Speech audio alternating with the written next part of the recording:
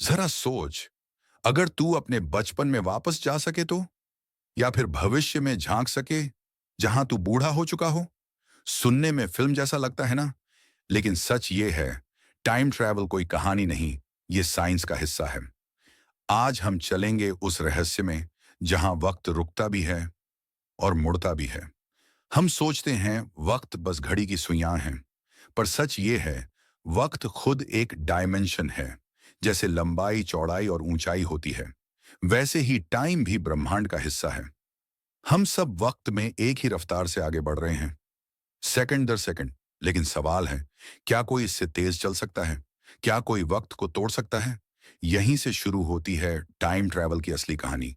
1905 में एक इंसान ने पूरी दुनिया की समझ बदल दी, ऑल्बर्ट आइंस्टीन। उसने कहा, टाइम और स्पेस अलग नहीं, ये दोनों मिलकर एक कपड़े की तरह हैं, स्पेस टाइम। और जब कोई चीज बहुत तेज चलती है या बहुत भारी होती है, तो ये कपड़ा मुड़ जाता है। मतलब वक्त भी झुक सकता है। अगर तू रोशनी की स्पीड के करीब दौड़े, तो तेरा वक्त धीमा हो जाएगा।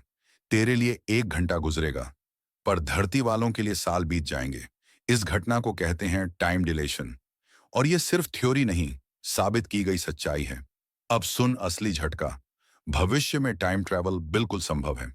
नासा के अनुसार अंतरिक्ष में रहने वाले एस्ट्रोनॉट्स का वक्त धरती वालों से थोड़ा धीमा चलता है। जब वे लौटते हैं, वो टेक्निकली भविष्य में पहुंच चुके होते हैं। अगर कोई अंतरिक्ष यान लाइट स्पीड से चले और 5 साल बाद लौटे, तो उसके लिए बस 5 साल बीते होंगे। लेकिन धरती पर 100 साल गुजर चुके होंगे।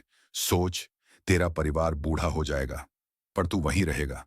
इसको कहते हैं ट्विन पैराडॉक्स, और यह भौतिकी का कमाल है। अब सबसे बड़ा सवाल, क्या हम पास्ट में जा सकते हैं? अगर हम वर्म होल बना पाएं, तो वो स्पेस और टाइम के दो बिंदुओं को जोड़ सकता है।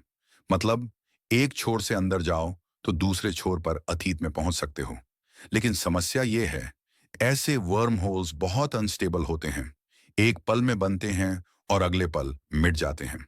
और अगर कोई उसमें गया, शायद कभी लौट ना पाए। अब मान लो, तू अतीत में गया और किसी छोटी सी बात से भविष्य बदल गया, क्या तू खुद जिंदा रहेगा? इसे कहते हैं ग्रैंडफादर पैराडॉक्स, जिसने विज्ञान को अब तक परेशान कर रखा है। कुछ वैज्ञानिक मानते हैं, अगर टाइम ट्रैवल मुमकिन है, तो यूनिवर्स खुद को ऑटो करेक्ट कर देता है। मतलब, जो होना है वो होकर रहेगा, तू चाह कर भी उसे नहीं बदल पाएगा। आज भी क्वांटम फिजिक्स में कुछ ऐसे कण देखे गए हैं जो पल भर के लिए अतीत में झांक लेते हैं। मतलब, टाइम ट्रैवल शायद नामुमकिन नहीं, बस हमें समझ अभी पूरी नहीं है।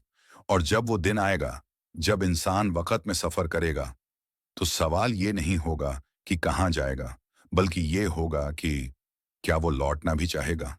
क्योंकि वक्त से खेलना ब्रह्मांड के सबसे पुराने नियम को चुनौती देना है।